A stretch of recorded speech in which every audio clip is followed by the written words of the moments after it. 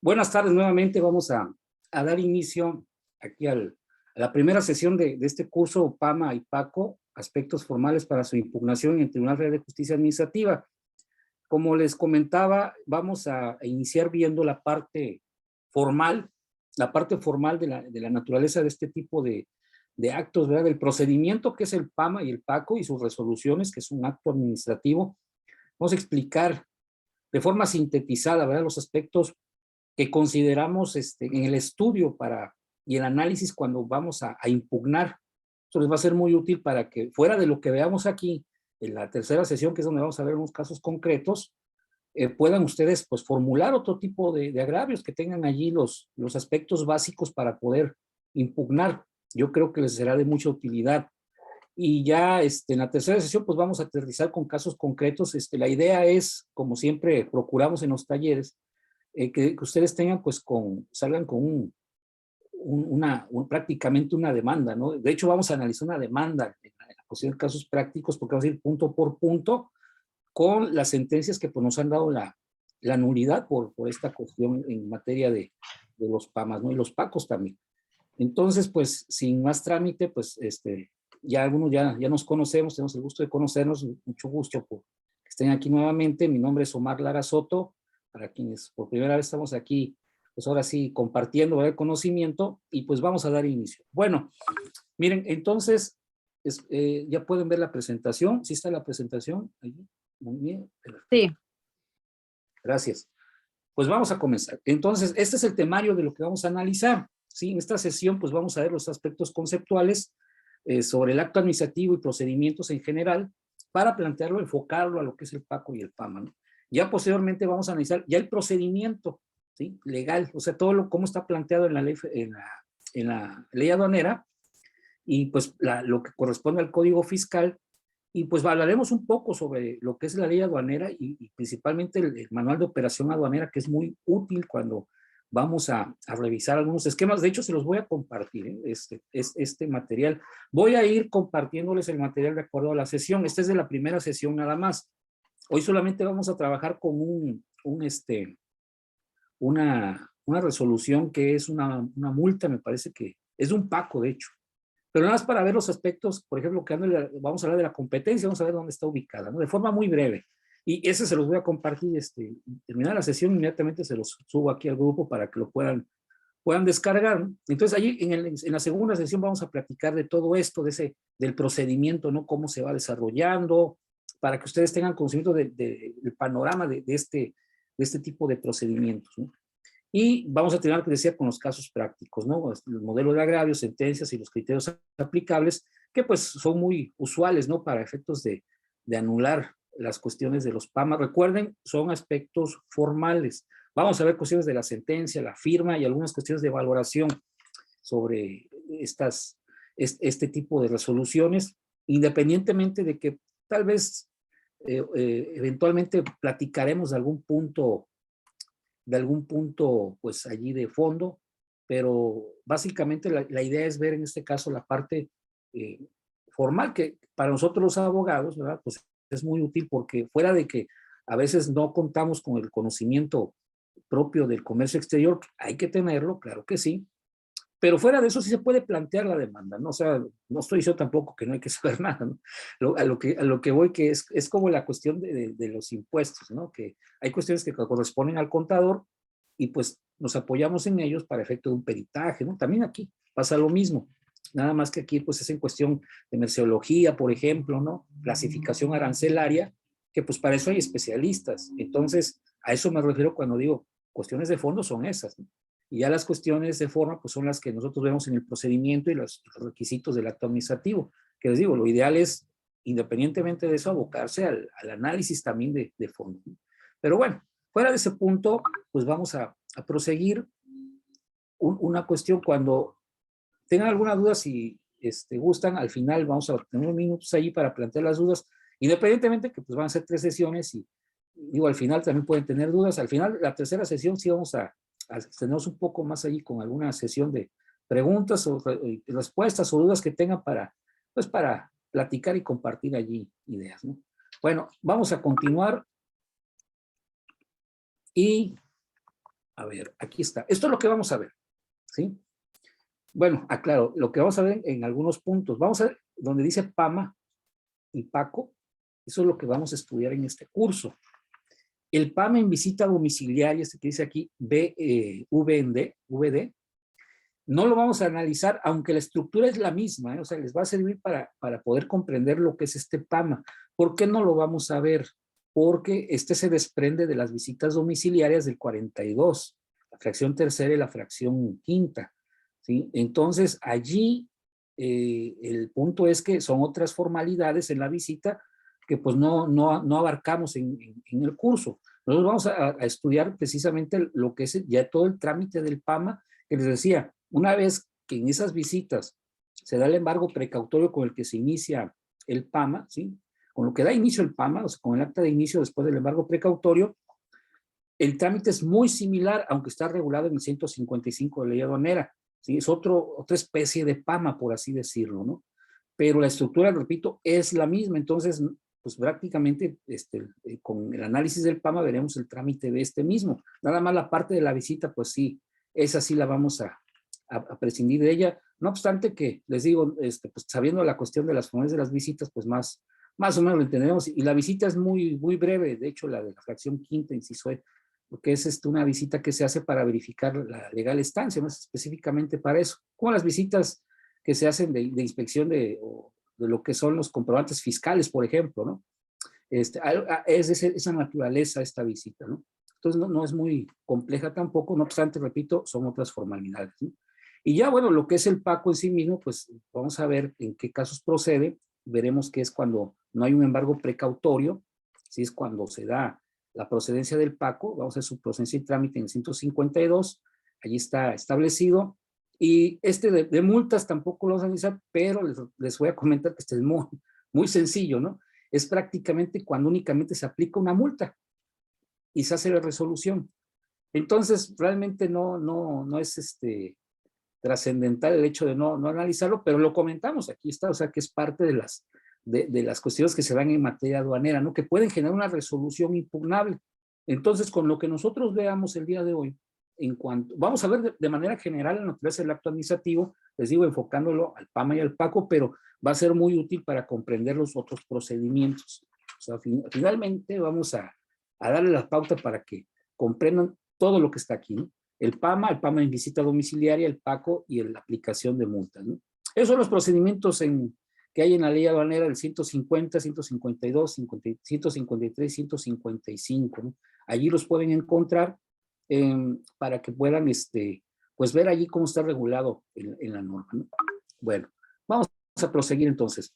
Pues, como les decía, pues vamos a ver aspectos conceptuales referentes a lo que es el acto administrativo y el procedimiento, y esto es en razón de que pues el hecho de conocer la naturaleza del PAMA y del PACO como actividad administrativa pues es vital. O sea, podemos ver el trámite, yo les puedo explicar el trámite de forma directa, pero hay muchos cabos sueltos que quedarían en virtud de que hay situaciones que únicamente se comprenden yendo a lo que es la esencia de estos procedimientos, ¿no? Que es ser actividad administrativa. Entonces, por esa razón veremos este tema, ¿no?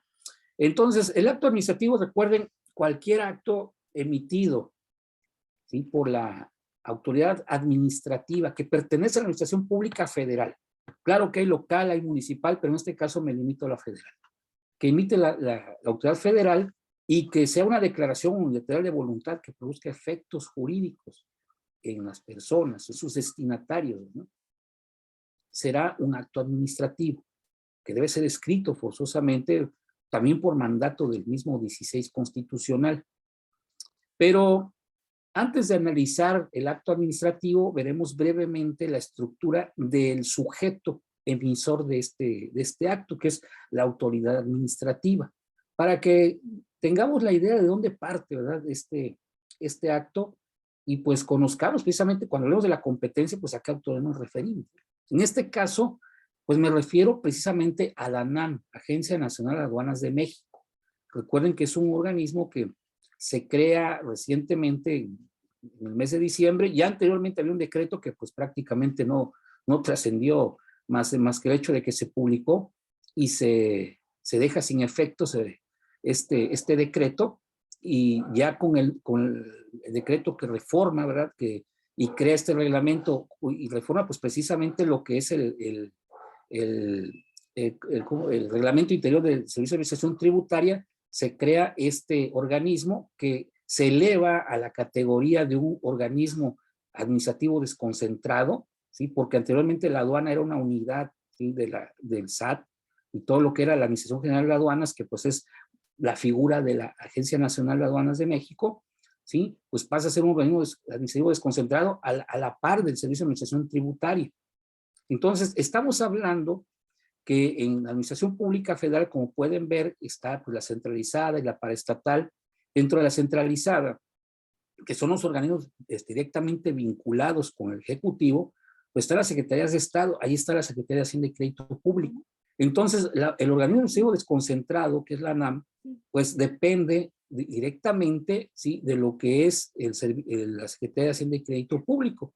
Lo que anteriormente era pues, ser una unidad administrativa del SAT, pues ahora implica que este organismo pues, es un órgano administrativo desconcentrado, ¿sí? Directamente pues, vinculado y con autonomía para tomar sus decisiones, ¿no? Autonomía presupuestaria y decisoria. Y pues así encontramos que entonces esta autoridad pues, puede emitir sus actos pues, de forma autónoma, ¿no? Y pues vamos a impugnarla también, ¿no? Entonces, aquí pues vemos que la Secretaría de Hacienda cuenta con diversos organismos administrativos desconcentrados. La ANAM es uno más que en este caso pues es encargada, ¿verdad? Toda la cuestión de la aduanera, ¿no? De las aduanas básicamente, ¿sí? Así encontramos entonces que la misma pues va a emitir los actos administrativos. Vamos a ver. Entonces, la ANAM, la estructura que tiene es esta. La estructura de la ANAM es, aquí pues vemos a lo que anteriormente pues eran las unidades que tenía con el SAT, ¿sí? Pues ya cuenta con su propia estructura. No está todavía publicado hasta el momento, yo no lo localicé, lo que es el manual de organización. Generalmente contamos con él para ver pues, la estructura ya más a fondo de lo que es la ANAM. Está en una etapa de transición, el hecho de que entre en operación, incluso todavía cuenta con la estructura del SAT, ¿verdad? Hace uso de ella, hace uso de esta misma para efectos de poder operar en cuestión de recaudación, ¿no? Todavía la cuestión de la separación de los ingresos que hay de los pedimentos, ¿verdad? Pues todavía se mantiene, poco a poco se va a ir desvinculando, inclusive lo que es la misma notificación por estrados, ¿verdad? Se hace a través de los estrados del SAT, lo cual, fíjense que estaba revisando hace poco, que puede dar lugar a una ilegalidad, ¿no? Porque pues debe existir un convenio de colaboración administrativa entre el SAT y la ANAM para usar la estructura independientemente de que el decreto dice que se puede utilizar la estructura, ¿no? Y no están citando ese artículo, primeramente, ¿no? Eso es importante. Entonces, ese artículo transitorio donde habla de que pues, si se va utilizando esa estructura, pues a veces no la citan en las notificaciones por estrados y pues debe estar allí, porque se está haciendo uso de una página web de otra autoridad. Es como si el SAT notificara en la página web de Zagarpa, ¿no? Pues eso sería ilegal. Entonces, algo así está pasando en este momento, ¿no? Vamos a platicar de eso en su momento, pero los organismos que están con competencia, ¿verdad? Facultados para atender el procedimiento administrativo en materia aduanera y el procedimiento administrativo de contribuciones omitidas y sanciones, pues son estos que están aquí de las unidades administrativas centrales en la Dirección General de Operación Aduanera, lo que es la Dirección de Operación Aduanera 1, Dirección de Operación Aduanera 2 y Dirección de Operación Aduanera 3. Son quienes tienen facultades para atender el PAMA y el PACO. El de la Dirección General de Investigación Aduanera también, lo que sería Dirección de Investigación Aduanera de 1 al 5, sí, 5 unidades que tienen esta facultad. Claro que será en casos relevantes o en casos muy concretos cuando tomen conocimiento de ello, porque básicamente quienes tienen a cargo pues en la operación, ¿verdad?, del despacho aduanero, el trámite del PAMA y del PACO, pues son las aduanas. En este caso, lo que anteriormente era el administrador de aduanas, ahora se llama titular de la aduana, y lo que era el subadministrador de la aduana ahora es el subdirector de la aduana. Eso es lo que cabe la denominación. Pero como pueden ver, aquí está en color azul quienes son competentes para conocer del del PAMA y del PACO, y pues ya básicamente de forma general pues serán las aduanas, ¿no? Que también tienen la competencia para ello. Hablaba yo del PAMA en visita domiciliaria, que es el que no vamos a estudiar a fondo, pero allí está la Administración General de lo que es de Dirección de Comercio Exterior, ¿sí? Y allí esa es la que está, en el caso del SAT, la que está facultada para atender pues, todo el trámite y resolución del PAMA en cuestión de visitas domiciliarias. Entonces, allí pues es la diferencia, ¿no? Que un caso es el SAT y en este caso ya lo que es la operación en la aduana, pues corresponde precisamente a la ANAM, ¿no? A través de las aduanas, claro. Entonces, este es el sujeto activo de esa relación jurídica administrativa, como pueden ver aquí, ¿sí? El acto administrativo pues siempre se va a desprender de una autoridad administrativa, esa es su característica. Hay actos administrativos materiales, o sea, cualquier autoridad, cualquier, pues ahora sí, de los poderes, ¿verdad? Ejecutivo, legislativo y judicial, dentro de sus funciones, pueden llevar a cabo actividad material y esa actividad materialmente administrativa. Contra eso procede el amparo administrativo, de hecho. Pero en el caso ya formal de lo que es el acto administrativo en el ámbito del derecho administrativo, pues corresponde a una autoridad que pertenece a la Administración Pública Federal. En este caso, la ANAM, como pueden ver, que forma parte como órgano administrativo desconcentrado de la Secretaría de Hacienda y Crédito Público, cuenta con estas unidades generales, que son pues, las que veíamos de operación y de investigación, y lo que son las aduanas, ¿no? Que es pues básicamente quienes sí tienen a cargo la cuestión operativa, ¿no? En aduana. Bueno, entonces, como pueden ver aquí, obviando que pues allí está representada en la ANAM toda la estructura que vimos, cuando emiten un acto administrativo, vinculan a los destinatarios, que puede ser un particular, son en este caso un importador, un tenedor, poseedor de mercancía, un exportador, ¿sí? O otros sujetos que pudieran estar dentro del ámbito de sus facultades, ¿no? Los vinculan imponiéndoles alguna obligación, una carga, ¿verdad? De hacer, no hacer, tolerar, dejar de hacer, ¿no? Y eso implica que, pues, al estar vinculados a este acto administrativo, pues se deba cumplir. Claro que la autoridad debe cumplir con las formalidades que le exige la ley y la Constitución. En este caso, respetar los derechos humanos, ¿no? Entonces, una carga, recuerden que la norma jurídica es bilateral, impone derechos y obligaciones de forma recíproca, ¿no? Para las partes que quedan sujetas a esta relación jurídica administrativa, que en este caso, pues es la relación entre pues, el destinatario de un PAMA o de un PACO y la autoridad que lo emite, ¿no? Pues aquí está representado gráficamente, ¿no? Pues se emite el acto administrativo, que será una resolución de un PAMA, ¿sí? O la parte de lo que es el procedimiento administrativo, que será el acta de inicio, por ejemplo, el embargo precautorio, ¿no? Y vincula pues a aquella persona que pues es sujeta del mismo, ¿no? Repito, como el propietario, el tenedor, el poseedor, consignatario, etcétera, ¿no? De alguna mercancía de la cual se tenga que acreditar su legal estancia, ¿no? Y claro que cumpla con los requisitos de las leyes aduaneras. Bueno, entonces, en resumen, el acto administrativo es emitido por una autoridad, un ente que pertenece a la administración pública, y esta cuando se emite pues va a crear efectos jurídicos sobre las personas destinatarias que pueden ser inclusive otras autoridades. Entonces un acto administrativo, como dice aquí la presentación que les estoy proyectando, es un acto voluntario. O sea, se necesita la voluntad de la autoridad que se expresa a través de la firma, escrito y formal. Debe ser escrito porque lo exige el 16 constitucional. Ningún acto administrativo puede dejar de tener la forma escrita. Si fuera verbal, totalmente ilegal e inconstitucional, ¿no?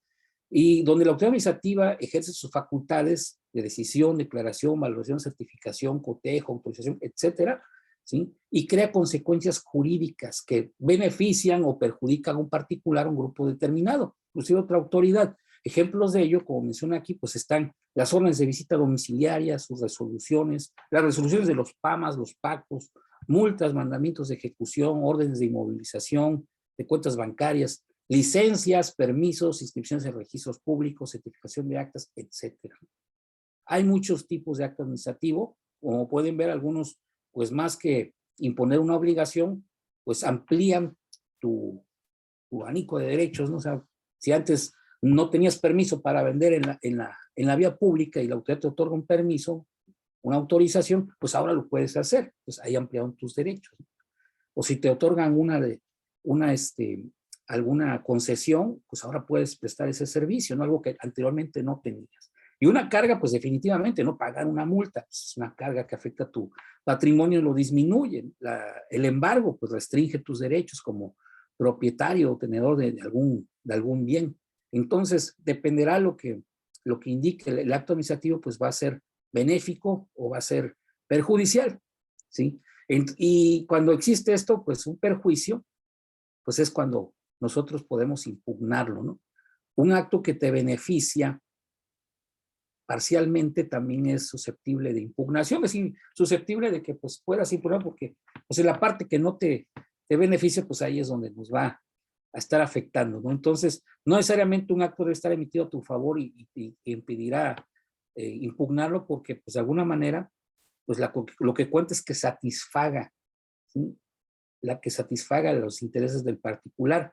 O en su caso, cuando es un acto que impone una carga, pues que esta no sea excesiva o que sea improcedente, ¿no? O sea, que no tengas una carga que no debes tolerar. Si es una carga indebida, como una multa que por una infracción que no cometiste, pues podrás impugnar, ¿no?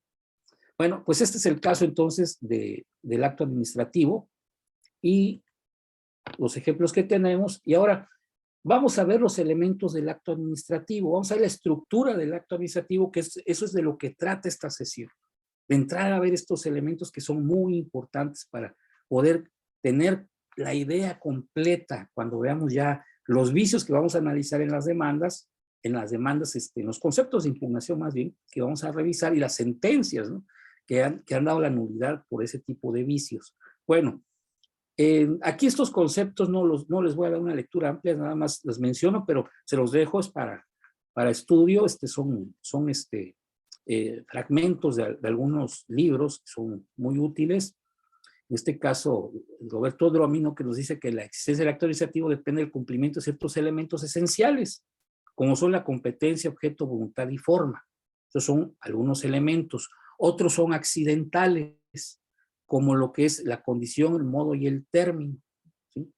En otro caso, nos dice que los elementos esenciales contribuyen a su existencia y validez. O sea, sin ellos el acto no puede existir o no puede ser válido, ¿sí? En cualquier caso, aunque sea válido el acto, pues debe ser efectivo, es decir, pues en el momento adecuado debe poder vincularte. Y de allí viene la cuestión de la eficacia. Un acto que no te notifican, pues ¿cómo lo puedes cumplir? Un acto puede ser válido totalmente. Una multa, por ejemplo, ¿no?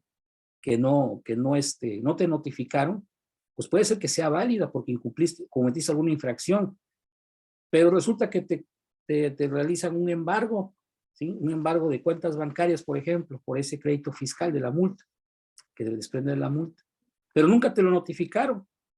Entonces, pues al no haberte notificado, pues no te lo pueden exigir. En ese caso, el embargo sería ilegal. Lo que sí es que si el acto es ilegal, en este caso el procedimiento, el embargo es ilegal, no deja que en sí el acto, el crédito fiscal, pues sí sea legal. Y puede ser que la sala determine, bueno, el mandamiento de ejecución es ilegal, pero el crédito fiscal se considera válido. Puede dar lugar a eso, ¿no? Lo que quiero decir es que los requisitos son distintos y de acuerdo a su importancia y trascendencia dentro de la estructura del acto administrativo, pues va a dar lugar a nulidades, ¿sí? Totales, nulidades para efectos o simple y llanamente pues cuestiones que den lugar a tal vez a una reparación, a una reposición que no trascienda a la existencia del acto administrativo. Bueno, ¿cuáles son esos elementos? Les decía yo en el video que les compartí, ¿sí? Pues hay diversos puntos que se tocan allí que nosotros vamos a ver de forma muy concreta y allí lo que vamos a ver precisamente es lo referente a lo que implica pues la estructura del acto administrativo, cómo está integrado, y vamos a ver lo referente a la voluntad, la competencia, el objeto, motivo, fin, la forma, procedimiento, notificación, fundamentación y motivación. Yo lo voy a explicar de forma sintetizada, como les decía, para pues agotar todo lo que son los mismos Y sí les recomiendo, digo, no se trata de que aquí no lo veamos, ¿no? Simplemente que pues ahí hay otros puntos que pues de acuerdo al tema pues hubo forma de verlos más ampliamente y pues creo que les será muy útil esa primera sesión. Les repito, a quienes no los he integrado al grupo de WhatsApp, ahí lo compartí, los voy a integrar más tarde y vuelvo a compartir la información para que la puedan descargar y analizar, ¿no? Pero comenzando, pues la voluntad pues es un requisito que en este caso se aplica a los actos administrativos en materia tributaria, ¿sí? El PACO o el PAMA, por su situación de que consideran, ¿verdad?, créditos fiscales, en este caso derivados de lo que puede ser el IVA en importación, ¿verdad?, lo que puede ser, bueno, lo que son los impuestos generales de importación y exportación, la LIGE, lo que son los aprovechamientos como una cuota compensatoria, lo que es el trámite de derecho aduanero, ¿no? En la ley aduanera no existe propiamente así un listado de requisitos, toma los del 38 del Código Fiscal de la Federación, y son los que estamos viendo, aunque en algunas partes pues entra un procedimiento específico, como el caso del PAMA y el PACO, ¿no? Pero la voluntad, ¿no?, que se refiere a la firma y a la existencia de un ente administrativo que esté accionando, ¿verdad?, para emitir el acto administrativo, 38, fracción segunda y fracción quinta, o sea, ahí nos habla de ello, y lo veremos un poco más a detalle en un momento. Lo que es la competencia, esa autoridad debe contar con las facultades respectivas para poder, pues, ahora sí, llevar a cabo lo que pretenda, ¿verdad?, ejercer sus facultades, que está en la fracción segunda y fracción quinta también del artículo 38 del Código Fiscal, el objeto, motivo y fin, que es la parte medular del acto administrativo, ahí es donde vamos a encontrar las cuestiones de fondo, ¿sí? También está en el artículo 38, fracción cuarta, y la forma del acto administrativo, que en este caso es una forma escrita, pero también se refiere a las diversas formalidades que hay en los actos administrativos que están aquí regulados en el artículo 38, fracciones primera, segunda, tercera, quinta y sexta del Código Fiscal de la Federación, y ya lo que es el procedimiento está regulado en el Código Fiscal de la Federación en cuanto al desahogo y evaluación de pruebas. Por ejemplo, ahí el PACO nos remite a él, el PAMA de visita domiciliaria del 155 de ley aduanera, pues también nos remite a la valoración y desahogo de pruebas a lo que es el Código Fiscal.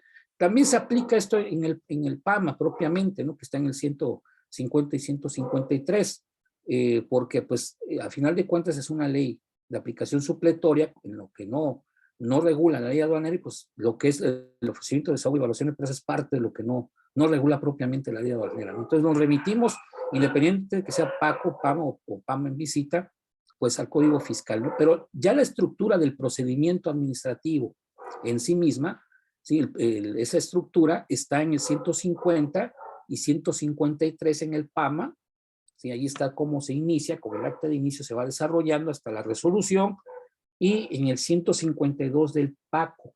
¿Sí? Repito, el PAMA es procedimiento administrativo en materia aduanera cuando hay un embargo precautorio, como vimos al inicio, y el PACO es un procedimiento administrativo de contribuciones omitidas y sanciones cuando no procede el embargo precautorio. Vamos a ver ya más a detalle en su momento, en la siguiente sesión, ¿verdad?, la procedencia y las causales de embargo precautorio, lo vamos a revisar. Y en estos casos está, repito, en el PAMA 150 y 153. Y el 152 el PACO. Al final del 152 viene el caso de la aplicación de multas, de sanciones, que nos señala allí que cuando no sea procedente determinar contribuciones, aprovechamientos, y solamente proceda a la aplicación de multas, de sanciones, pues no se hará uso de los procedimientos y se realizará directamente el acto administrativo. Es decir, no ha lugar a que exista un procedimiento previo. Y aquí hago un paréntesis. El acto administrativo, como mencionaba, es una multa, un embargo, una orden de visita, cualquier manifestación de voluntad de la autoridad administrativa que provoque efectos jurídicos en los particulares, bueno, derivado de una decisión, de una valoración, un registro, etcétera, ¿no? Ese acto administrativo se puede surgir por dos situaciones. Una es que de forma directa, le dicen en la doctrina espontánea, de forma espontánea, la emita la autoridad. Por ejemplo, un policía de tránsito. Policía de tránsito, cometes la infracción, realiza todo su procedimiento, pide que te detengas, ¿sí? Se identifica, te indica por qué razones te va a imponer la multa, la infracción, bueno, y levanta su boleta de infracción. Ese es el acto administrativo. Es decir, no me dio entre el acto administrativo, ¿sí? No me dio ningún procedimiento en forma de juicio. O sea, no llegó y te notificó, cometió usted una infracción, le notificó y tiene tantos días para aportar pruebas y se va a resolver en tanto tiempo, ¿no? Eso es un procedimiento en forma de juicio. Sino que independientemente de las formalidades que debe observar, como el hecho de identificarse, indicarte las razones por las cuales te va a imponer la infracción, decirte cuáles son las causas, fundamentos, ¿no? Fuera de esas formalidades, no hubo ese procedimiento. Emitió el acto inmediatamente. Eso es un acto espontáneo. Entonces, la aplicación de multas de este 152, parte final, es de ese tipo de actos espontáneos. No requiere ningún procedimiento. La resolución del PAMA y el PACO sí requieren un procedimiento que por lo menos debe contar con la oportunidad de ser oído, aportar pruebas. Veremos un momento más las formalidades del procedimiento.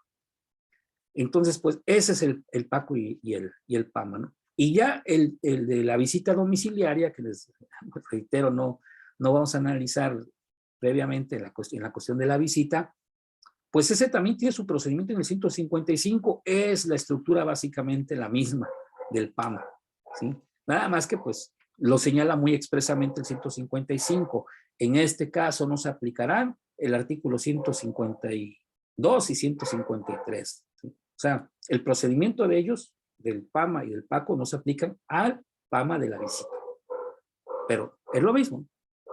Entonces, pues seguimos aquí. La notificación, que es lo que da eficacia, es muy importante.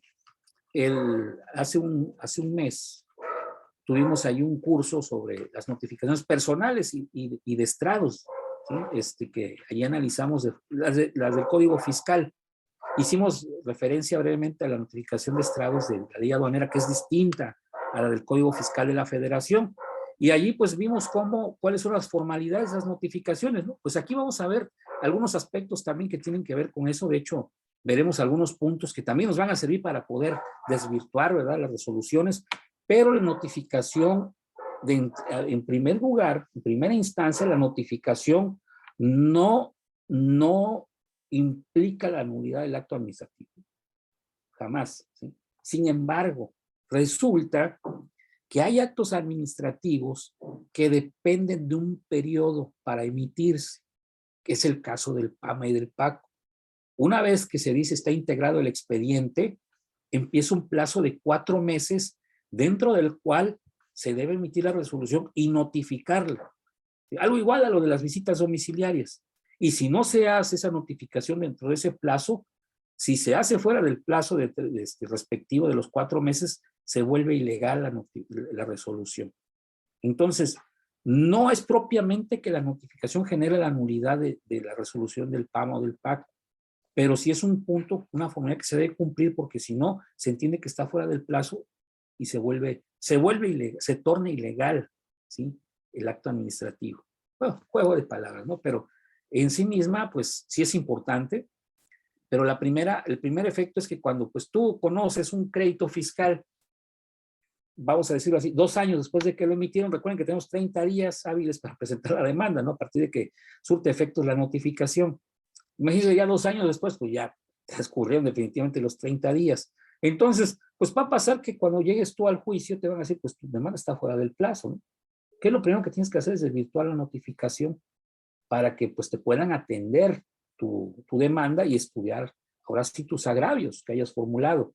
Entonces, ese es el primer aspecto de la notificación. Ya lo otro, pues da lugar a que mediante una estructura de tu argumento, pues manifiestes que además de que apenas te notificaron que te tengan por sabedor en el momento que presentes tu demanda, ¿sí?, por ejemplo, pues se considere que al haber conocido el acto administrativo hasta 2 años después, y como la notificación resulta ilegal, pues se entiende que la autoridad pues prácticamente te lo dio a conocer en ese plazo de 2 años y hace ilegal una resolución que tenía que haberse notificado legalmente dentro del plazo de 4 meses.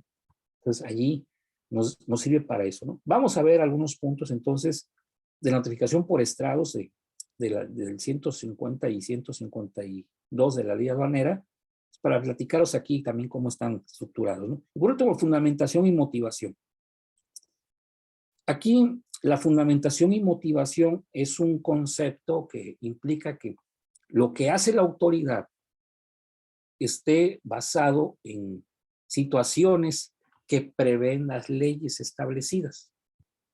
O sea, fuera de lo que la ley no dice, el autor no puede actuar, no puede hacerlo. Tiene que estar el hecho, la situación establecida en una ley. Entonces, esos hechos deben corresponder a lo que dice la hipótesis normativa. Y la hipótesis normativa tiene que estar escrita de tal forma que se pueda apreciar en qué caso se va a aplicar. Entonces, el hecho debe corresponder a la norma y la norma al hecho que se está aplicando. Si hay incompatibilidad en esto, pues se vuelve una cuestión donde hay ausencia de fundamentación y motivación. Entonces, si tú dices que no cometiste una infracción, demuestras que no fue así, que tu conducta o no se llevó a cabo o es distinta y se vuelve ilegal la resolución. Pero claro, todo con base en esa adecuación que debe existir en la fundamentación y motivación que exige el artículo 38, fracción cuarta del Código Fiscal. Pues claro, tiene un sustento constitucional, ¿no? También el procedimiento tiene un sustento constitucional, aclaramos el 14 constitucional, porque de allí se desprende el debido proceso. Bueno, entrando al análisis ya propio de lo que son estos elementos, la voluntad. La voluntad es el que exista un signo que demuestre que quiso la autoridad emitir el acto. En este caso debe estar expresada de forma clara, sin duda alguna. Y lo que tomamos como voluntad generalmente pues es la firma. ¿Sí? La firma como signo gráfico de la voluntad. En particular es autoridad. En este caso es de la autoridad. La voluntad tiene que estar de forma, repito, expresa, no tácita, ¿no? O sea, en estos casos, en los actos administrativos, ¿no? Porque aquí, si hay una voluntad tácita, claro que sí, ¿no? Pero aquí debe ser de forma clara que se vea que la autoridad está emitiendo el acto. En este caso, pues es la firma, ¿sí? Y la firma, pues, en este caso puede ser electrónica o puede ser autógrafa. Y la firma autógrafa, pues, es la que está estampada de puño y letra en los actos administrativos. Así, esta firma electrónica, pues, va a dar lugar a que el acto, pues, sea válido totalmente a través de los medios electrónicos, ¿sí? Y ya lo que es la firma autógrafa, pues, es la que está en los documentos impresos, pues, ahora sí, pues, ahí estampada de puño y letra, no debe ser original. Un acto administrativo también puede contener una firma electrónica impresa, que son esa serie de caracteres que están allí. Es válido eso, siempre y cuando se cuente con un sistema, un método de remisión que nos permita corroborar la autoría e integridad del mismo documento. Mientras exista esto, es válida la firma electrónica impresa. Pero generalmente no tienen este tipo de mecanismos, muchos de los actos administrativos que se piden así, ¿no? No, tampoco es que abunden, sí hay, ¿no? Pero no es muy generalizado, ¿no? Realmente pues sí tienen a veces esa línea de caracteres, como en los casos de las resoluciones de Infonavit, tienen la firma autógrafa y allí su sello digital, ¿no? De la firma electrónica, pero pues eso no es válido, ¿no? No tiene ningún método de remisión para corroborar esa autoría e integridad, pero pues con la firma autógrafa allí estampada, pues es más que suficiente, ¿no? Pero así se debe expresar la voluntad de la autoridad en un escrito, ¿no? Y si no cuenta con él, pues hay una inexistencia de lo que es la voluntad de la autoridad, ¿no? Vamos a ver aquí, este está más gráfico, ¿sí? La voluntad, entonces, implica que el acto administrativo provenga de una autoridad administrativa. Y aquí hay lugar a ver parte de lo que también implica la competencia, porque esa autoridad administrativa tiene que acreditar que forma parte de la estructura de administración pública, es decir, que es una autoridad administrativa como tal. Y aquí es donde entra lo que llamamos la competencia formal. Vamos a ver más adelante. La competencia formal, que es un concepto que se refiere a los artículos que prevén la existencia de la autoridad como tal. Por ejemplo, la aduana, ¿no? La aduana, pues tienen que citarte este artículo donde está previsto como parte de la estructura de la NAM. si no se cita, pues simple y llanamente, pues se puede considerar que es una indebida fundamentación, porque sabemos que el órgano existe, pero debe citar ese artículo. Hay otros casos, ¿no? Por ejemplo, a mí me ha tocado que en las notificaciones por estrados, cuando levantan los estrados, se hace constancia que se están retirando y se tiene por notificado pues al destinatario. O sea, se está creando un efecto que vincula al particular. Eso es un efecto externo de la administración. Los efectos internos es toda la actividad operativa dentro del órgano administrativo. Eso no pasa nada y pueden contratar a quien quieran, ¿sí? O sea, no hace falta que el personal operativo esté en el reglamento. Puede estar en un manual de organización interna.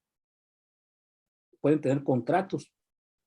Pero si ese personal, servidor público, es un servidor público también, lleva a cabo un acto que implique un efecto a los particulares, ahí estamos hablando de efectos externos que solamente pueden emitir las autoridades reconocidas en las leyes o las autoridades que se crean en los reglamentos por cláusulas habilitantes del legislativo. O sea, el legislativo dice, el ejecutivo podrá organizar su estructura interna. Ah, bueno, pues allí puede crear un reglamento con toda la estructura necesaria.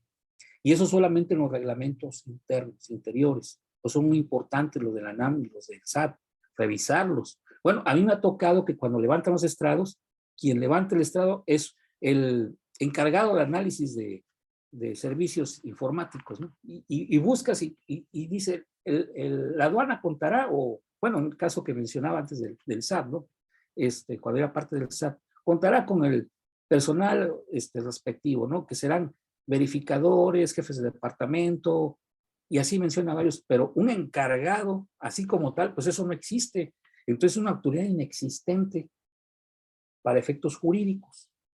Se vuelve una autoridad de hecho. Y esa autoridad de hecho, sus actos son totalmente inconstitucionales.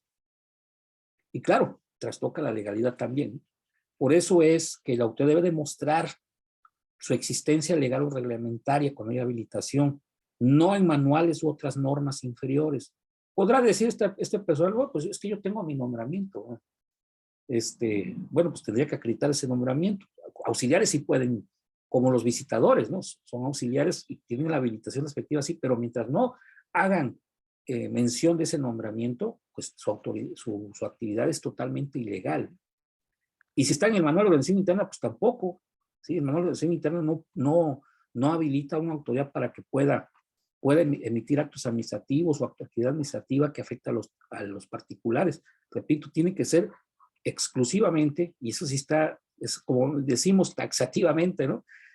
En una ley, en un reglamento derivado de una facultad ya determinada por el legislativo para crear la organización. La firma, repito, autógrafo electrónica, la original, pues, es la autógrafa que está estampada de puño y letra, y la electrónica, pues, debe contar con certificados vigentes en el caso de lo que regula en este caso, el SAT, ¿sí? Y que permitan comprobar la autoridad integridad del documento, ¿no? Que la autoridad integridad se refiere a lo que es el documento electrónico, no a la firma, ¿sí? En este caso, tú teóricamente, vamos a decirlo así, tú puedes negar lisa y llanamente que un acto electrónico, que un documento electrónico contenga firma electrónica amparada con certificado vigente. Y la autoridad tendría que demostrarlo. Te va a decir, bueno, pues es que está el de autoridad de integridad. Bueno, pues ahí está el método para poder comprobar la autoridad de integridad, pero eso pues no alcanza a lo que es que cuente con, que esté amparada con un certificado vigente. Es que ahí viene la fecha de vigencia. Pues eso es tu dicho, ¿no? Tienes que demostrarlo. ¿Cómo se demuestra que está amparado con un certificado vigente? Pues solamente con un peritaje. La firma electrónica es lenguaje informático. Y la única forma de determinar que existe, pues es con un peritaje. No hay otra. Aquí, les digo, bastaría con negar lisa y llanamente, pero claro, pues vamos a enfrentarnos con los criterios de los tribunales que pues muchas veces cuando tienen la duda, pues no resuelven cuando realmente pues es algo que debería proceder. Pero yo creo que eso es algo que se va desarrollando poco a poco, ¿no? Vamos a ver en qué termina. Al final de cuentas hay criterios todavía que andan por allí en cuanto a esto de las firmas electrónicas. No hay nada determinado totalmente, ¿sí? Solamente en amparos se llega a dar. Por ahí unas resoluciones que hablan de que, a final de cuentas, el documento, el documento electrónico que tú observas es un PDF, no es el mensaje de datos codificado, ¿sí? Entonces no es un acto administrativo electrónico como tal, es simplemente un PDF editable. Entonces hay que tener mucho cuidado con eso, y tomarlo en cuenta, ¿no? Bueno, eso en cuanto a la firma, ¿no? La voluntad libre de vicios, pues que no haya error, dolo o violencia, generalmente trascienden al objeto, causa y motivo y fin. O sea, lo que pretende la autoridad, pues se puede equivocar en el número de expediente, en los nombres de los destinatarios del acto, quienes estén involucrados, ¿no? En el caso, por ejemplo, de los, debe ser expresa la referencia a la información que se utiliza para tener un crédito fiscal. Muchas veces en lo que es la determinación del crédito fiscal, cuando se hace por el método de mercancías similares, de características similares, se toma en cuenta pues una mercancía con características similares que se haya importado en algún momento determinado, pues un plazo de 2 meses. El punto es que esa mercancía pues debe ser similar a la que están comparando. Pues muchas veces se dice que la mercancía para ellos se considera un pedimento, ¿no? Que se revisa ahí en el visor que tiene. Y ese pedimento que fue importado en tal fecha, ¿no?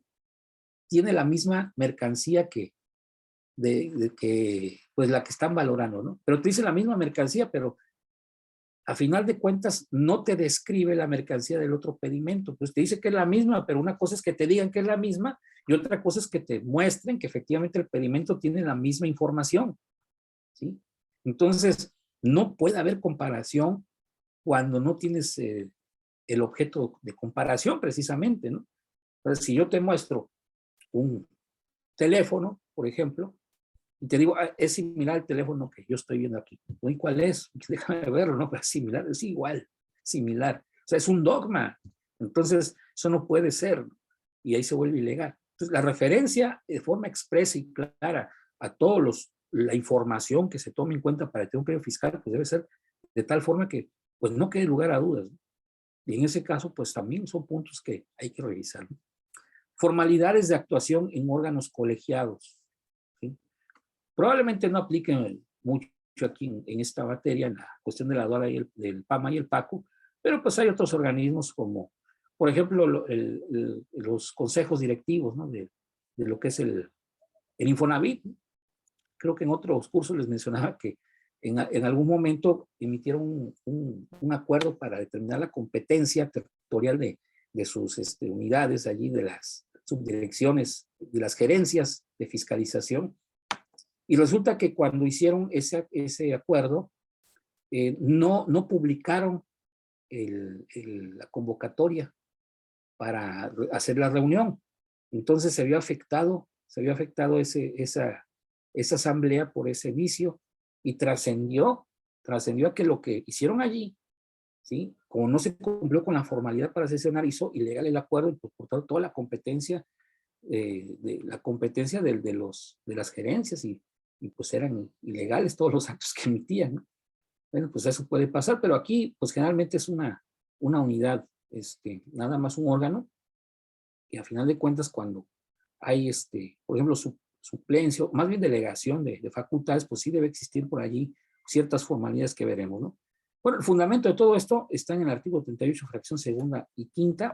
Veamos un poco referente a esto, que nos habla, señala la autoridad que lo emite, pues ahí tiene que decir qué autoridad está emitiendo. Si no te dice qué autoridad lo emite y no hay forma de saber quién fue, pues ahí está afectando la voluntad, porque no sabemos si es un órgano de la administración el que lo está haciendo. Ostentar la firma, en ese caso la autógrafa, el funcionario competente, firma electrónica avanzada, y pues aquí nos está dando lugar a que pues son requisitos que se deben observar en todo acto administrativo. Bueno, el otro aspecto es la competencia. La competencia que tiene que ver con que los actos administrativos tienen que ser emitidos por órgano competente, ¿no? De alguna forma suena un tanto obvio, pero bueno, pues no para todos es obvio esto, ¿no? Para los abogados tal vez sí, pero la cuestión es que eso ¿qué implica? Que sea competente. que cuente con el conjunto de facultades, de poderes o atribuciones que corresponden al órgano, o sea, que realmente se demuestre que la autoridad cuenta con esas facultades, no es simple hecho de decir yo puedo hacer esto porque soy autoridad y punto, ¿no? Bueno, ¿dónde está? ¿En qué ley? ¿Qué norma dice que efectivamente tú lo puedes hacer? Bueno, para eso la autoridad tiene que citar los fundamentos procedentes en su acto administrativo, y eso se refiere a la competencia. Pero la competencia tiene varios matices, ¿sí?, que son los que vamos a ver en un momento. Bueno, la competencia pues está en el artículo 38 también del Código Fiscal, o dice que señala la autoridad que lo emite, pues habla de una autoridad competente, y que ésta sea competente, obviamente. Ahí entonces implica que debe contar con las facultades para hacer lo que esté haciendo.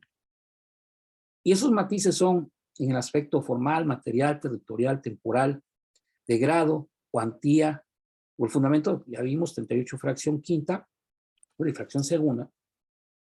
Pero la formal, como les decía, se refiere a que la autoridad debe citar los artículos que prevean su existencia como tal, como autoridad. Y en ese caso, si la autoridad no lo cita, pues el acto es ilegal. Entonces, si el cargo, o más bien el órgano está contemplado en cierto artículo, cierta fracción y cierto inciso, si no se cita ese artículo, fracción, inciso, párrafo, pues el acto se vuelve ilegal. Porque estaríamos ante la situación de una autoridad que de alguna forma pues está omitiendo, ¿verdad?, acreditar su existencia formal en una norma. Y recuerden, si la autoridad no demuestra que está en una ley o un reglamento derivado de cláusulas habilitantes, pues simplemente el acto se vuelve ilegal. Y esa cita debe ser de forma tal que se haga, ¿sí?, con todos los apartados del artículo, o sea, el número de artículo, el párrafo, el inciso, subinciso, la fracción, ¿sí? Es decir, hasta llegar a la parte textual donde dice, la autoridad podrá hacer esto, ¿no? Y ahí donde esté esa facultad, eso es lo que queremos ver para ver que es competente. Y si no hace eso, o sea, si solamente cita el artículo 54, ¿no?, y no se va todo lo que es párrafo, inciso, subinciso, todo, la fracción, pues el acto se vuelve ilegal, ¿sí?, porque no está previendo que es un ente que pertenece a la administración pública. Bueno, y mencionaba yo lo que podía hacer, ¿no? En este caso es que exista como tal, como autoridad, ¿no? Y si me dice que es un verificador, pues me debe citar toda la estructura, desde lo que es en este caso ya sería el titular, ¿verdad? Lo que es el titular de lo que es la NAM, hasta lo que va bajando, ¿no?, hasta lo que es su estructura, ¿no?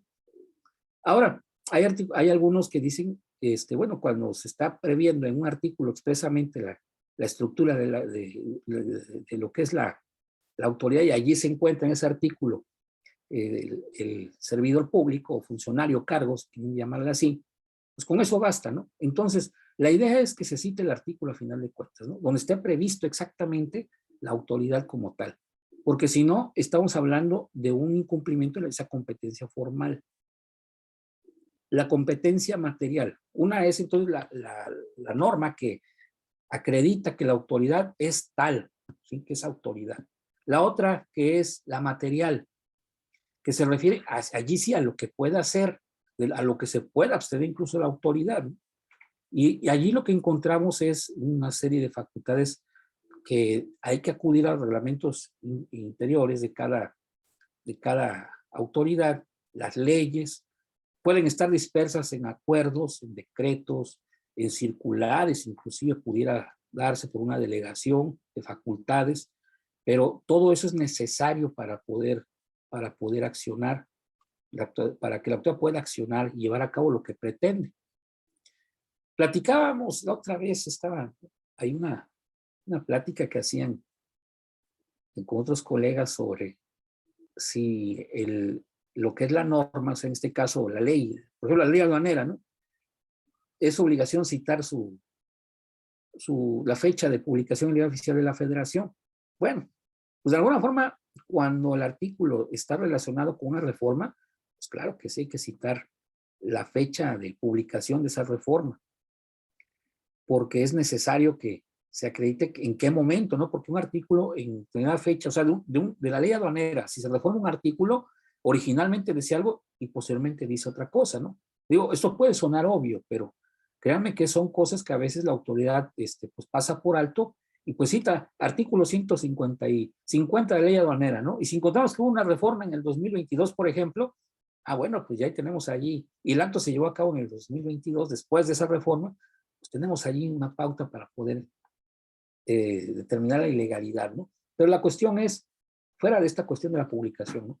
Que la autoridad tiene que acreditar que sus facultades están mencionadas de forma expresa allí en ese artículo que señala lo que puede hacer, ¿no? Entonces, pues es parte de lo que debe citar la autoridad. La territorial, la competencia territorial se refiere a que esas facultades, ya como órgano administrativo demostrado que es, ¿sí? Y con las facultades que cuenta, ya demostradas, pues tiene que acreditar que en el ámbito espacial geográfico en el que se encuentra, la demarcación en la que está, puede llevar a cabo esas facultades. Hace un tiempo, pues se modificó prácticamente para todos los organismos, incluyendo las aduanas, que ahora retoman eso también, ¿sí? El que se señalara que tienen competencia pues en toda la República, ¿no? Aunque pues hay una norma, hay un acuerdo que establece la competencia territorial de las aduanas, ¿no? Y tiene que citarse también, independientemente que pudieran tener facultades en algún momento dado, ¿no? Pero generalmente son las administraciones desconcentradas del SAT, ¿no? Quienes pueden llevar a cabo cualquier procedimiento, ¿no? Pueden sustanciarlo en cualquier parte de la República. Esto, o decía que a veces se cambiaba de domicilio los contribuyentes, ¿no? Y pues ya estaban impedidos para actuar si se iban a otro estado, ¿no? Pues estaban aquí en Baja California y se iban a Jalisco, ¿no? Pues ya no podía actuar la autoridad, tenía que enviar un oficio y tenía que, pues, reconducirse, ¿no? La tramitación de la visita domiciliaria, ¿no? Pues entonces, digo, no, pues que tengan competencia en toda la República y así, pues que sigan solventando, aunque esté el particular en otro lugar, ¿no? Bueno, pues para algunos de esos objetivos se buscaban, ¿no? Pero lo que es cierto es que la autoridad debe citarlo a final de cuentas, ¿no? Y hay un acuerdo, repito, para la cuestión de la competencia allí de las aduanas debe citarse también. La temporal, la competencia temporal se observa muchas veces en lo que son los servidores públicos que actúan directamente frente a los particulares como verificadores, inspectores, ¿sí? Y aquí lo que se toma en cuenta es que esa competencia pues sí, va relacionada con las fechas, los periodos y la fecha de inicio y término de los periodos para los cuales son nombrados, los nombramientos, ¿no? Si no se cita esas fechas, pues se puede considerar que la autoridad es incompetente, que no demostró su competencia. Ahora bien, también se da en el caso de que un servidor público, un organismo, un órgano, emite un acto administrativo sin fecha de emisión. Porque allí la duda es, bueno, y cuando lo emitió era competente, pues si no hay fecha de emisión, pues ¿cómo sabemos que en el momento en el que lo hizo contaba con las facultades, ¿no? A lo mejor no contaba con ellas. Aunque a veces puede parecer obvio, ¿no? Pero aquí la obviedad no es un elemento de los actos administrativos. Aquí el acto administrativo exige una cuestión totalmente expresa, que no deje dudas, ¿no?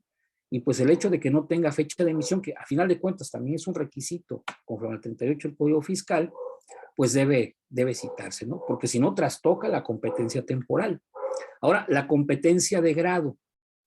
La competencia de grado, ¿sí? Que implica que dentro de la estructura de la autoridad, pues hay a veces una jerarquía donde las autoridades, ¿sí? Las autoridades superiores solo pueden llevar a cabo ciertas facultades que están restringidas a las autoridades inferiores, salvo en casos de delegación o en casos donde la misma ley lo prevea, ¿no? Pero cuando una autoridad jerárquicamente inferior, ¿sí? Lleva a cabo una facultad de una autoridad superior, pues estamos hablando de la violación de competencia por grado. Ahora, cuando una autoridad superior lleva a cabo una facultad que solamente está indicada para autoridad jerárquicamente inferior, pues también provoca esto. Uno es por delegación y otro es por avocación, ¿sí? O sea, si la autoridad lleva a cabo una facultad delegada y no cita el fundamento, pues se habla de una violación de la competencia por grado, porque no acreditó que la puede ejercer con ese acuerdo delegatorio. Pero si es la autoridad la que lleva a cabo la facultad del jerárquico, de inferior jerárquico, pues hay una relación por grado por cuestión de avocación, ¿sí? Porque facultades de organismos inferiores pues no puede llevarlos a cabo salvo por disposición legal o mediante un acuerdo que se emita, ¿no? Entonces, si no cita eso, pues también ahí encontramos esa ilegalidad. La cuantía, bueno, en cuestión de tributaria es poco probable que encontremos algo sobre la cuantía, ¿no? Hay una administración de grandes contribuyentes, pero pues fuera de eso realmente no es relevante, ¿no? Fundamento de la competencia del artículo 38, fracción quinta, pero con todos estos matices, nosotros tenemos que estudiar el acto administrativo, ¿no? Ahora, estaba yo aquí dejando pasar precisamente, aquí tenía yo un documento, ese es el que les voy a compartir, que cuando termine la sesión, lo que puedan revisar, ¿sí? Pregunta, ¿ya están viendo el PDF que dice Hacienda Aduanas? ¿Sí? Sí, ya se ve. Gracias. Bueno, pues cuando hablo yo de lo que es la voluntad, pues me refiero precisamente a esto, ¿no? El hecho de que, a ver, déjenme ver que, a lo rápido, ahí está.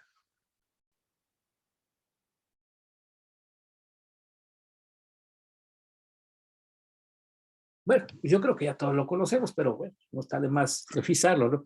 Cuando hablo de la firma de autógrafa, pues me refiero a esto, ¿no? Bueno, este documento así como está, así como lo ven así en digital, pues es ilegal. Digo, se fue publicado en estrado, ¿no? Si debe constar el original, ¿no? Pero pues ellos notifican, dicen que lo ponen en los estrados allí, pues probablemente sí, debe ser el original, ¿eh? Y luego, debe ser el original también digital, porque no dice una copia digitalizada, ¿sí? Dice el original. Entonces, ¿cómo demuestras que esto es original? ¿Cómo demuestras que esto es original por estrados electrónicos? Pues tendría que haber una certificación junto a esto. Y muchas veces solamente encuentran solo el documento. O el acuerdo. El acuerdo que pues allí debe constar en el acuerdo, ¿sí? Que se trata de un original, que se publica la digitalización, se certifica que corresponde. Así debe decir, debe estar certificado. Porque si no lo está, pues pasa esto, que bueno, aquí me publicaste un documento que yo no sé si es original. Sí, pero el original estaba publicado en estrados físicos, ¿no? Ahora, ya no hay estrados físicos, ¿eh? O sea, todavía se sigue haciendo, pero el artículo 137, no, el 139, ya no habla de publicar en un lugar abierto al público de la autoridad notificadora, ya no dice eso. Todavía el año pasado lo decía, ahora ya no.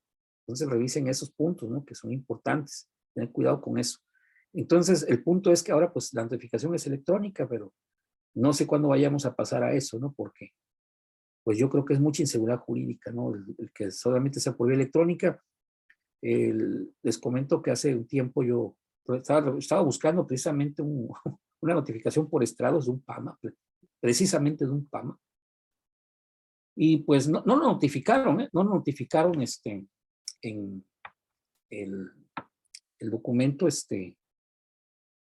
el acta de inicio no lo entregaron. Pues estaba yo esperando a ver el acta de inicio ahí en los estrados, ¿no? Y sí que el encuentro. Es más, fue la resolución, la resolución ya del PAMA. La publicaron un 10 de junio. Fue un 9, 10 de junio. No, y fue en mayo. Y resulta que decía, venían los acuerdos de notificación por estrados en la carpeta. Y cuando reviso la carpeta, pues traía la edificación de estrados. Pero ¿qué creen que decía? Decía 25 de mayo. Y era 10 de mayo. Y dice, caray, a ver, ¿cómo que 25 de mayo? Y pues ya está publicado, dice que el acuerdo es para que se notifique el 25 de mayo, ¿no? Pero todavía peor. Venía anexo el acuerdo de levantamiento de estrados de la misma fecha, 25 de mayo. Yo creo que se equivocaron ahí las fechas, por eso fue el error. A lo mejor era 9, 8 de junio que correspondía el plazo, ¿no? Pero pusieron que se fijó en el futuro, ¿no? el 25 de mayo y se levantó el 25 de mayo, ¿no? Y publicado precisamente en lo que fue el 9 de mayo, o sea, 15 días antes prácticamente, ¿no? Pero luego lo peor, hagan de cuenta que pues por la fecha del documento, del acuerdo de estrados, creo que ese era 9 de mayo, yo lo vi el 10 de mayo. Entonces, pues fue un día antes, ¿no? Lo más probable, o ese mismo día que se publicó. Y ya estaba mal con eso. Pero lo peor fue que, por alguna razón, lo quise consultar, primero porque me llamó la atención, y lo quise consultar otra vez, estaba yo platicando ahí de ese tema, y, miren aquí, cuando ya no estaba, y fue a los 2 días, o sea, lo publicaron y lo quitaron, a lo mejor por el error puede ser, ¿no? Pero a mí me ha pasado que buscando, estando al tanto de las notificaciones por estados, tomando los tiempos, no las publica. O tal vez las publicaron un día y las quitaron. Entonces, esa notificación por estados es totalmente insegura, ¿sí? No hay ninguna seguridad jurídica de notificación por estados. Entonces, que hayan quitado la notificación física, claro que es muy grave. Hay que estar muy atentos y cuidado con esto, ¿no? Lo que se recomienda es que cuando no te notifiquen el acta de inicio o no hayan señalado domicilio para que te notifiquen la resolución, pues inmediatamente presentar un escrito señalándolo, para que por lo menos pues, te hagan llegar de forma física allí el documento, ¿no? Eso es el caso de esto. Bueno, a lo que voy ya, salí un poco del tema, pero estaba yo hablando de la firma, ¿no? Pues esta es la firma, este caso por estrados, eso lo vamos a estudiar más adelante, ¿no? Entonces vamos a ver, ahora les hablé de la competencia también. Generalmente la competencia la van a encontrar al inicio de los documentos. Aquí está, mira. También se lo vamos a analizar más adelante. Pero aquí están todos los artículos inclusive del Código Fiscal, ¿no? de la ley aduanera, de los reglamentos, de la NAM, acuerdos, ¿no? Todo está aquí publicado. La formal, la material, la territorial, aquí está. Entonces, esto es lo que debemos que revisar con la perspectiva que les comenté para verificar que la autoridad realmente está cumpliendo con esos requisitos. Y si encontramos que la autoridad no cita algún artículo donde hable de la facultad que está llevando a cabo, pues obviamente será una ilegalidad que podemos hacer valer, ¿no? Muchas veces son formatos ya preestablecidos y pues ya están bien revisados, ¿no? Pero no falta por allí que se lleguen a equivocar y pues sí, falten por ahí algunos puntos, ¿no? Que deben citar. Vamos a ver nosotros más adelante algunos aspectos referentes a la competencia, ¿no? Bueno, vamos a proseguir con la presentación.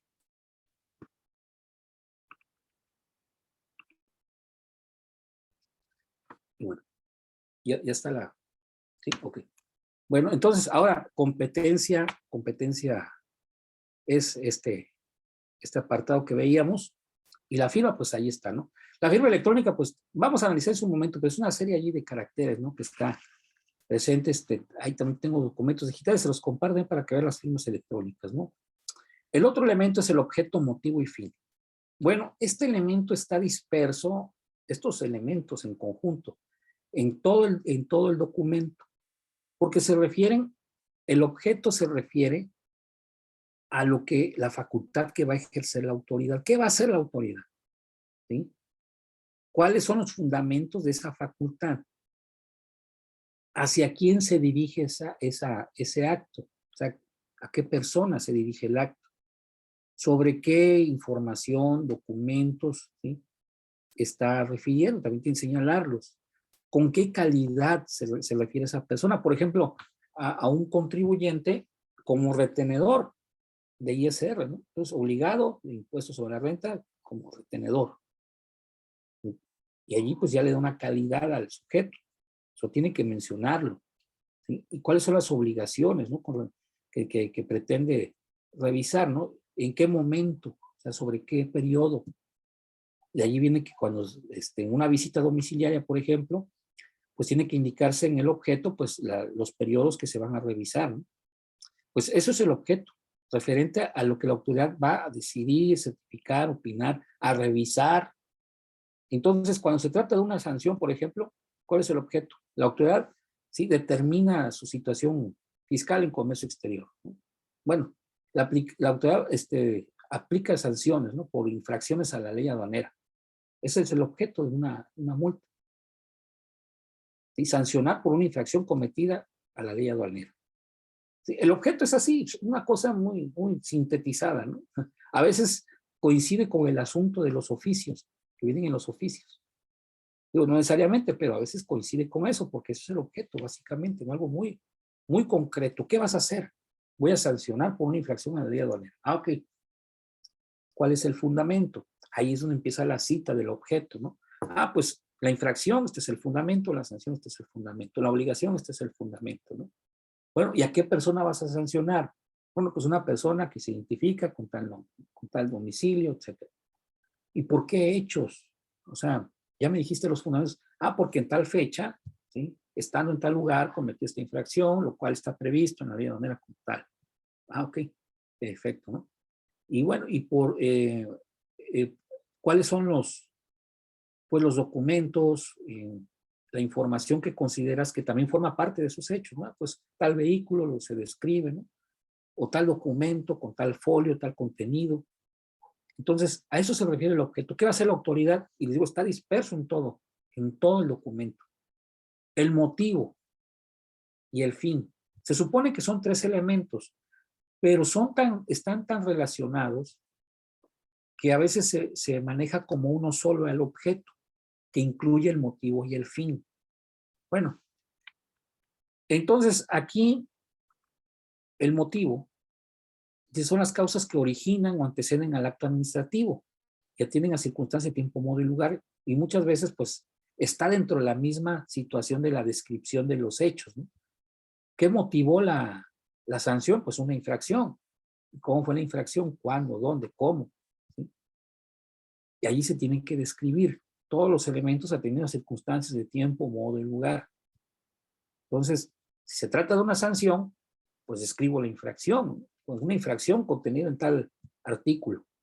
Bueno, y los hechos, pues en fecha tal, está en el recinto fiscal, en la aduana tal, ubicada en tal lugar, tal hora, persona pues se encontraba en el carril de nada que declarar, ¿sí? Y bueno, pues sin respetar el hecho de que la esclusa se encontraba ahí obstaculizando su paso, se siguió y la tiró, ¿no? O le provocó daños. De hecho, la multa que les voy a compartir sobre eso, ¿no? Está curioso. El punto es que tumbó allí la pluma que le decimos, ¿no? Que la esclusa ahí. Y bueno, y la cuestión es que debe describir todo eso, ¿no? Cómo suceden los hechos, que el acta circunstancial donde consta eso, y eso es el motivo. Ya después viene la sanción o el sancionar, está el objeto descrito. Entonces, eso debe estar en los documentos, ¿no? Cuando se trata de procedimientos, pues obviamente es más compleja la narración de todo esto, porque implica tener en cuenta todas las actas que componen el procedimiento, actas circunstanciadas, órdenes, situaciones que se hayan dado, lo que haya manifestado el particular, documentos, elementos que haya aportado y muchas cosas más. O sea, es muy complejo. Pero todo tiene que constar en la resolución final, ¿no? De forma tal que tengas los motivos por los cuales la autoridad actúa, lo que antecede a ese objeto, eso que va a ser la autoridad. Ese es el motivo. Y el fin, bueno, eso es un elemento abstracto que es muy difícil acreditar. No quiero decir que no se dé, pero es muy complicado, porque el fin obedece a una situación subjetiva de la autoridad. O sea, es lo que está pensando. Y eso es muy difícil de comprobarlo, salvo que la misma autoridad lo mencione o tengamos elementos donde podamos acreditarlo, ¿no? La intención de la autoridad. ¿Con qué intención ejerces la facultad? Eso es la desviación de poder, que en forma genérica toda ilegalidad es una desviación de poder, pero la desviación de poder como causal de nulidad es que la autoridad, ¿sí? Por ejemplo, en una junta de OCEs, que le dicen, ¿no? Las oficinas de comercio exterior, en una junta con el titular de la aduana, les diga, bueno, pues saben que hoy quiero que me generen tantos PAMAS y PACOS quiero que ingrese tanto dinero de recaudación. Acá pues, ellos van programados para hacer eso. La intención de la norma es que al que cometa una infracción se le sancione, ¿sí? O al que no acredite la legal estancia se le practique embargo precautorio y se inicie el PAMA. Esa es la intención de la norma. La intención de la norma no es que recaudes, no es que tú tengas una meta de tantos PAMAS y PACOS en el día. Eso no es el fin de la norma. Entonces, aunque la actuación de la autoridad corresponde a lo que dice la norma, la intención ya es otra. Y eso es desvío de poder. Ese es el desvío de poder. Eso está muy difícil acreditarlo. Si tú tienes el video, alguien, ya ven que ahora todos graban, alguien grabó, ¿no? Y lo que dice el titular de la aduana, ¿no? Y ahí está diciendo, no, quiero que generen tanto. Genera el efecto. Y puedes utilizarlo como prueba, ¿sí? No, habría que ver la idoneidad también, ¿no? Pero digo, es un caso que implica desvío de poder. No es corrupción, ¿eh? Bueno, es una corrupción en cierto grado, ¿no? Pero no es ese el desvío de dinero, ¿no? A lo mejor es para lo que es la recaudación, pero es desvío de poder, ¿sí? La intención de la autoridad que aplica la norma tiene que ser cumplir con la norma y punto, no con la instrucción del titular de la aduana. Y eso pasa muchas veces. Si tuviéramos los elementos, pudiéramos alegar eso, pero claramente no se tienen, ¿no? Pero ese es el caso, ¿no? Por eso es muy difícil comprobarlo, pero está bien saberlo, ¿no? Ese es el caso del fin, entonces. O sea, que la autoridad cumpla con la intención de la norma, que es cumplir con ella sin otro tipo de intención subjetivo, ¿sí? Tal vez la intención de una persona sea perjudicar. Precisamente en la mañana tenía una clase de amparo fiscal y aduanero, ahí en la maestría. Y me estaba platicando un alumno que es precisamente, creo que es visitador. Y me decía, y dice, oiga, dice, ¿no? Una ocasión, dice, iba pasando una persona que traía unos tenis y pues que tenían un valor de $300. Y no, pues la retuvieron, le dijeron que pues tenía que pagar casi $600, le estaban pidiendo. Porque lo que traía allí pues era contrabando, ¿no? Porque no estaba pagando las contribuciones de comercio exterior, que allí la tenían. Y que pues decía, oye, pues ¿cómo que contrabando? No, pues sí es contrabando, ¿no? Si no tienes que pagar tanto, y ya le hacían el cálculo, no eran $400 que tienen que pagar. Era otra cosa eso, ¿no? Pero me decía mi alumno, y si yo lo que vi allí, dice, fue que la oficina de comercio le tenía celos a la persona, una mujer, dice, estaba muy guapa, así me dijo, ¿no? Y yo creo que le tenía celos, le cayó mal, no sé. Bueno, le digo, bueno, fuera de la cuestión que pueda haber de animadversión, digo, pues puede ser, ¿no? Pero considerando que hubiera sido así, ¿no? Un ejemplo ahí muy raro, ¿no? Pero considerando que hubiera sido así, que me cayó mal, ¿no? El pasajero, ¿no? Y ahora lo voy a tener aquí, ¿no? Pues me cae mal. O a lo mejor hasta lo conoces, ¿no? Y te cae mal. Salinas de Gortari, ¿no? Que sufre un poco. Y entonces, eso es desvío de poder, ¿sí?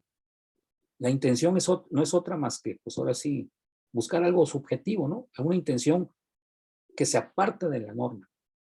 Bueno, pasamos entonces al siguiente. Esto está en el artículo 38, fracción cuarta, dice estar fundado, motivo, expresar resolución, objeto o propósito. El propósito es el fin, ¿sí? De que se trate. Y este es lo gráfico, ¿no? El objeto debe ser determinado, es decir, debe decirte claramente qué facultades se ejercen, con relación a qué obligaciones, conductas, hechos, documentos o bienes. Tiene que estar escrito, les digo, está en todo el documento, ahí está plasmado. A quién se dirige y con qué calidad o carácter, tenedor, propietario, posesionario, ¿sí? Posible, debe tener sustrato personal, es decir, la persona a la que se dirige, pues que exista, o sea, que viva también, ¿no? O sea, si le diriges un acto administrativo a alguien que ya falleció, pues simplemente no tiene sustrato personal, el acto es ilegal. Tiene que existir, tiene que ser una persona determinada también, ¿sí? Ese es el caso tiene que ver también con el hecho de la determinación, ¿no? Pero eso es lo posible, porque si es alguien inexistente, pues ¿cómo vas a aplicar un acto administrativo? razonabilidad, que lo pretendido buscado pues, sea física y materialmente posible, ¿no? Por ejemplo, que diga que el acta, ¿no? Que se levanta el acta, ¿no? Y pues, eso pasaba antes, ¿no? Cuando no había actas parciales en lo que es reconocimiento, en inspección, ¿no? Se levantaba un acta el día de hoy, ¿no? Por ejemplo, pues sería posible, que es 30 de julio, ¿no?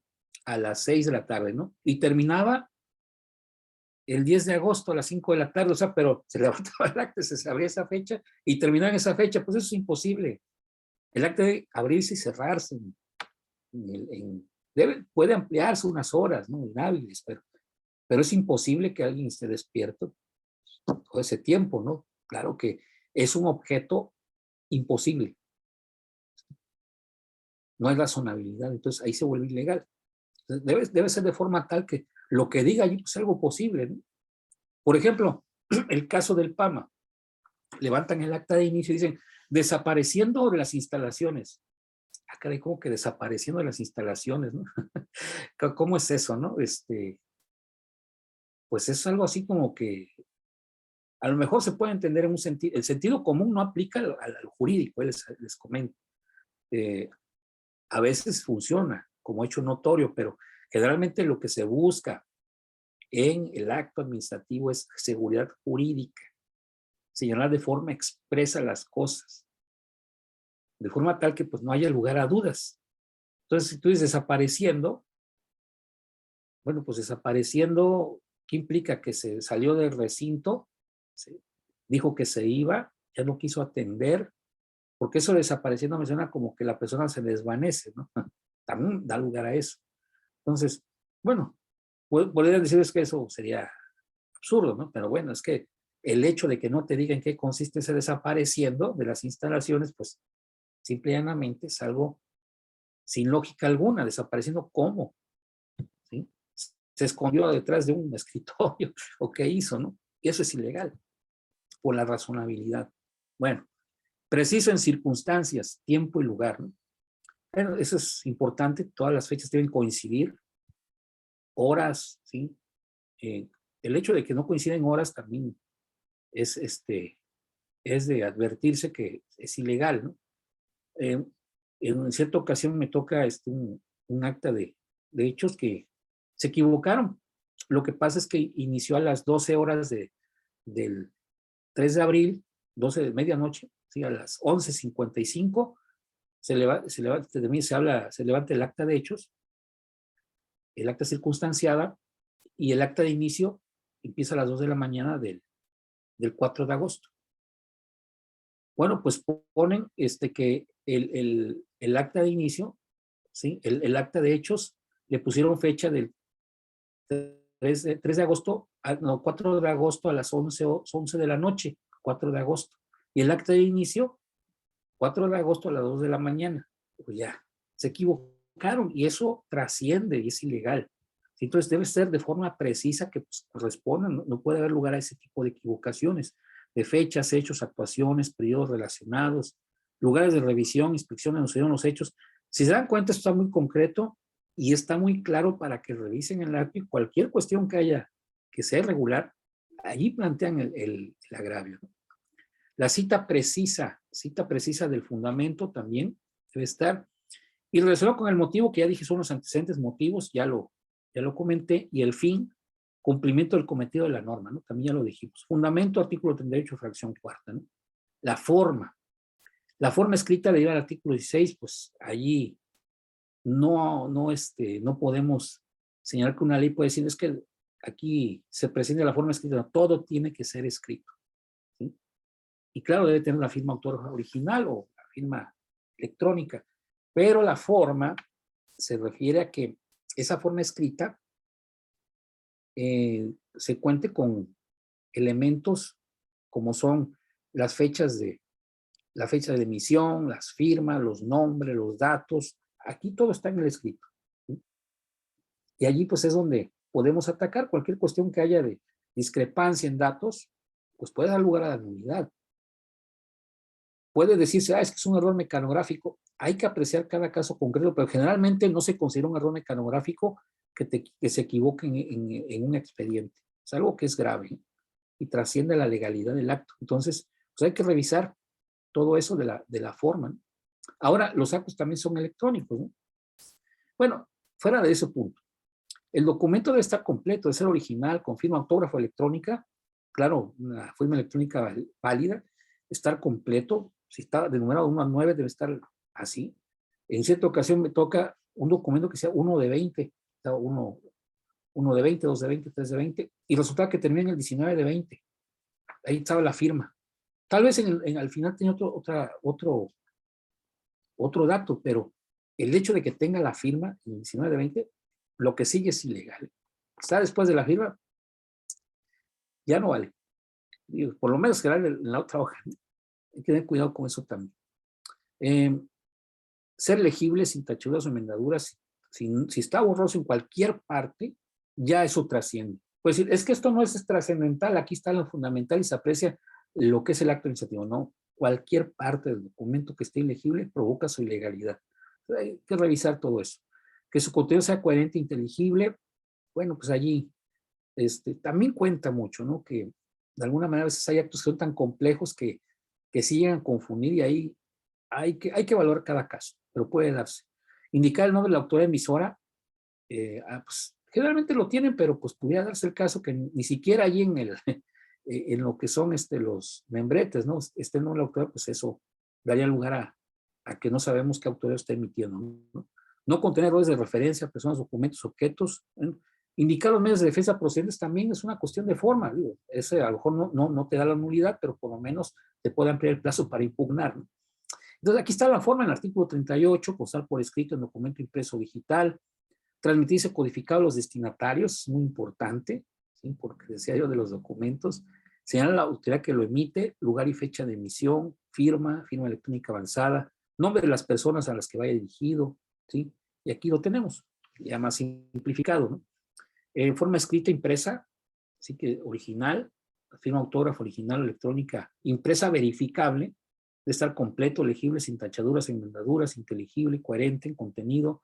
Digital, pues firma electrónica amparada con certificado vigente. Y en todo caso que tenga un método para comprobar autoría e integridad, sí lo debe tener el que es digital, no referente a la firma, sino todo el documento.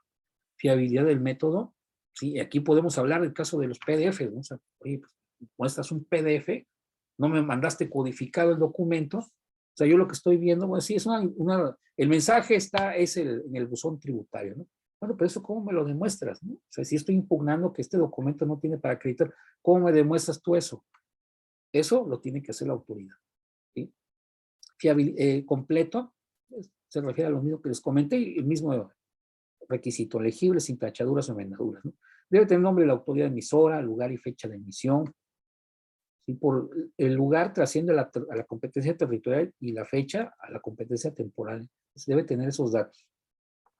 Sin errores de referencia, personas, documentos, objetos, ya lo mencionamos, indicar medios de defensa procedentes para efectos de los medios del plazo, muchas veces nos sirve. Y bueno, fundamento, pues como mencionamos anteriormente, fracción primera, segunda, tercera, quinta y sexta. 38 el Código Fiscal. Y eso se aplica también a la resolución de Paco y Pama, ¿eh? Todo lo que estamos viendo es aplicable a la resolución de Paco y Pama, ¿eh? Notificación. Tiene que ver con la vinculación. Primeramente, como les dije, la notificación nos sirve para que se vincule a la persona, lo conozca y pueda pagarlo, garantizarlo, impugnarlo, ¿sí? Lo que vaya a hacer. Y si no existe esa notificación, pues estará fuera del plazo y el acto se volverá ejecutable, exigible. Podrán embargarlo.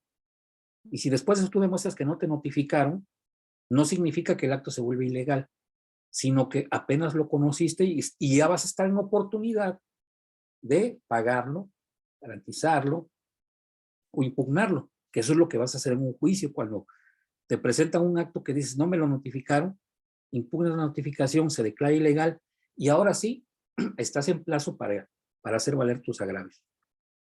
¿Sí? Eso es el primer punto de lo que es la notificación.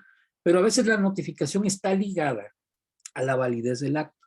O sea, digo, no es que la notificación por sí misma la provoque la nulidad, sino que está ligada a un requisito que debe cumplir el acto, que es notificarse en cierto periodo de tiempo.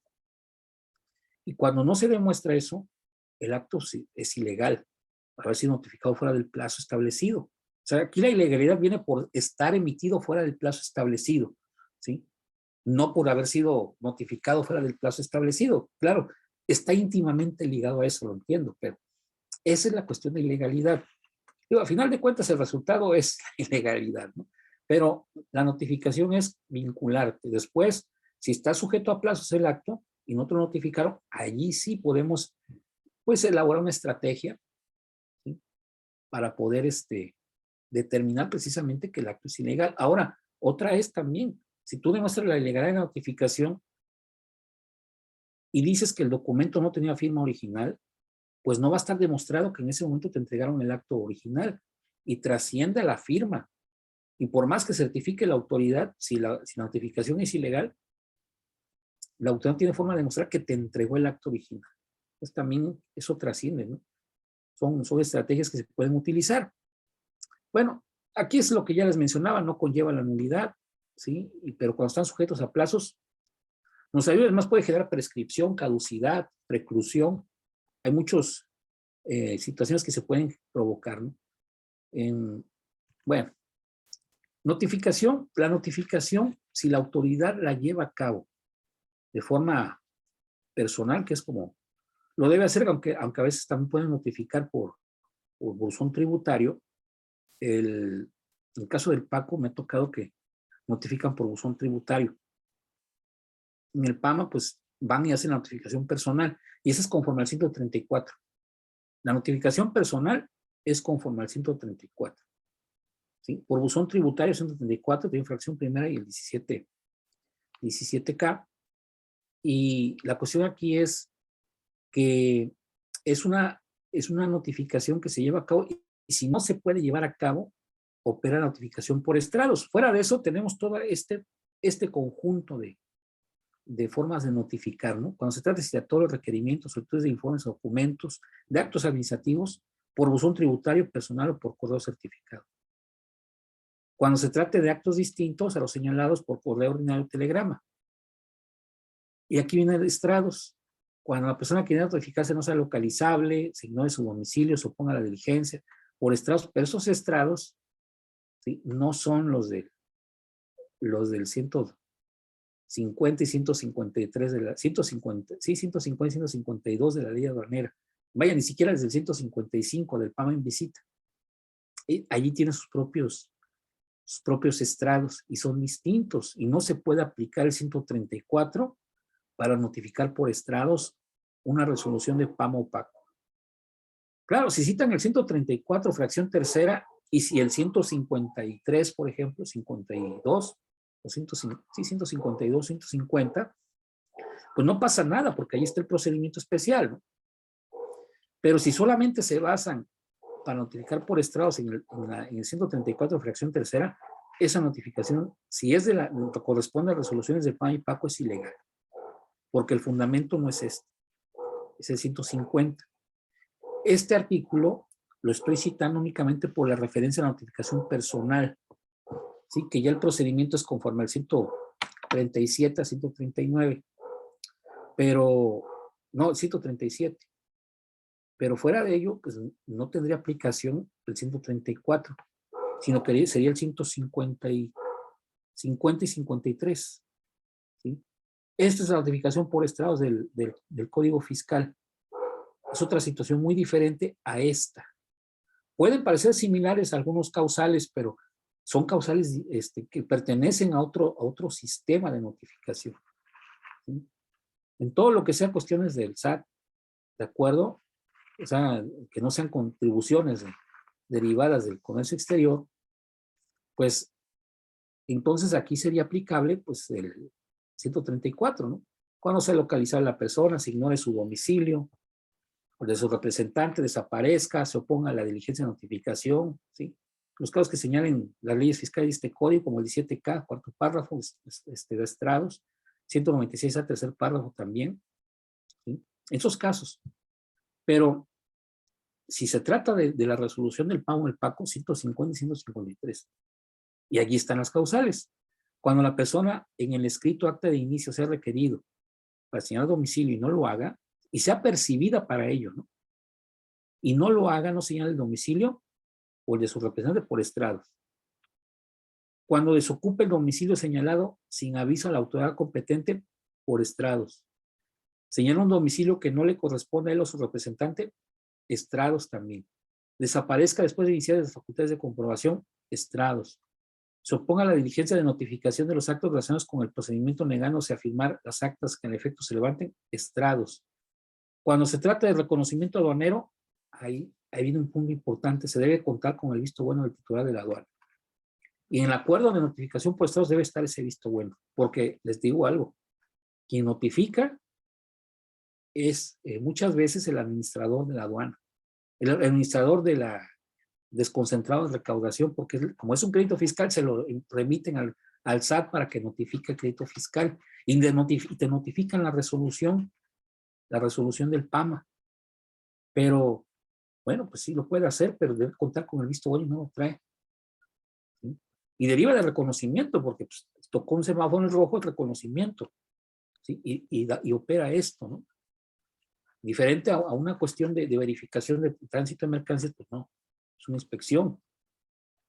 Pero esto, sí, esto generalmente no lo cumple la autoridad, entonces allí hay que poner atención porque se les va a veces, ¿no? Por lo menos las que yo he visto no tienen, ¿no? Y por ahí, pues, también es pegado. No me ha tocado que me den las unidades por desvirtuar la notificación de estados por esto, porque ahí tienen otros errores, ¿no? Pero sí es ilegal esto, ¿no? Entonces ahí hay que revisarlo. Pues esta es la notificación. Repito, estamos viendo aspectos generales del acto administrativo. Estoy refiriéndolo al PAMA y al PACO, pero vamos a ver estos puntos más a detalle en las otras sesiones. Digo, para que, si quisieran ahondar más, vamos a verlo en su momento, ¿no? Ahora, otro requisito que se debe observar en estos documentos es el procedimiento administrativo. O sea, observar las formalidades del procedimiento administrativo, eso implica el debido proceso. ¿Qué es el procedimiento administrativo? Pues es una serie de pasos, una forma que se establece para producir el acto administrativo, para que se emita, de actos previos a la emisión del acto. Diferente al acto espontáneo que decía el oficial de tránsito, ¿no? Te cometes la infracción, te detiene, te aplica la multa. No hay un procedimiento en forma de juicio. Aquí sí debe haber un procedimiento en forma de juicio. El PACO lo es. El PAMA lo es. O sea, hay oportunidad de aportar pruebas, ser oído, como alegatos. La autoridad tiene que valorar pruebas y emitir su resolución. Eso es un procedimiento en forma de juicio. Y aplica el debido proceso del 14 constitucional, que habla de los juicios en los tribunales, pero ya por jurisprudencia está ampliamente aceptado que el debido proceso pues aplica también a los procedimientos administrativos. En este caso, ejemplo de esto, pues los PAMA, ¿no? Y los PACOS, visitas domiciliarias y otros más, ¿no? Entonces, pues aquí está el caso de lo que es pues cauce formal, ¿no? Para emitir el acto administrativo. Y pues bueno, la cuestión es que aquí hay que ver que, bueno, hay otros conceptos, por ejemplo, Manuel Rebollo Puig dice que es el cauce formal impuesto por el ordenamiento para que la administración apruebe reglamentos, produzca actos administrativos resolutorios y celebre convenios. Otro autor, sí, Luciano Parejo, nos dice conjunto de acciones efectuadas en orden legalmente predeterminado bajo la forma de actos preparatorios o de trámite y reflejadas documentalmente en los correspondientes expedientes administrativos. Actuaciones que se dirigen a preparar y prefigurar la declaración final resolutoria con relevancia jurídica bajo la forma de actos definitivos o resoluciones. Aquí son conceptos doctrinarios que nos ayudan a comprender un poco más cerca de la naturaleza de esta actuación, ¿no? Pero está relacionado totalmente con el debido proceso y es el tema aquí medular. El procedimiento no se entiende sin el debido proceso, procedimiento administrativo. Y el 14 constitucional, pues es el que nos refiere al debido proceso, cuando señala que nadie puede ser privado de la libertad o de sus propiedades, posesiones o derechos, sino mediante juicio seguido ante tribunales previamente establecidos en el que se cumplan las formalidades esenciales del procedimiento. ¿Cuáles son? Son básicamente 4 las formalidades esenciales del procedimiento. Son 4 básicamente. Y aquí, en este caso, pues son que te notifiquen el inicio del procedimiento, ser oído, aportar pruebas, formular alegatos y obtener una resolución. Ese es el debido proceso jurisprudencial. Está muy escueto, ¿eh? Sin embargo, les comento que regularmente los procedimientos sí cumplen con el estándar del debido proceso, por lo menos nuestra Constitución. Ya en el ámbito interamericano se habla de las medidas cautelares, por ejemplo, ¿sí? Se habla de que se prevea un medio de defensa efectivo, también es parte del debido proceso. Entonces se va complementando y generalmente nuestros procedimientos administrativos cumplen con ello. A veces sí falta regulación. En el ámbito local y municipal sí encontramos muchos defectos, pero la mayoría de los procedimientos federales, en el caso que es PAMA y PACO, pues cumplen con ese estándar de debido proceso. Pero pues el hecho de que cumplan con ello no quiere decir que pues en la práctica a veces les pasa, ¿no? Y entonces pues tenemos que el acto administrativo, el procedimiento administrativo, pues, tiene que ser notificado de inicio. En este caso, pues si hay un acta de inicio, ¿no? Debe estar debidamente entregada, notificada a la persona a la que se dirige. Tenemos oportunidad de ser oído, tenemos un plazo, ¿no? Plazo para aportar pruebas, un plazo de 10 días a partir de que nos obtengan el acta de inicio. Bueno, aportar pruebas, para eso es ser oído, alegar, ¿sí? Obtener una resolución breve término, una vez integrado el expediente, ¿sí? Que es cuando aportamos pruebas, son documentales, se desahogan por sí mismas, presentadas, ya se termina el plazo. Bueno, terminó el plazo de los 10 días. Entonces, de ese plazo de los 10 días, aporté pruebas, se cierra el plazo y se tiene debidamente integrado el expediente. Salvo que las pruebas que ofrezcan necesiten un desahogo, un peritaje, ¿sí? Un análisis allí de lo que es una sustancia, no sé, ¿sí? Una muestra que se tenga que analizar.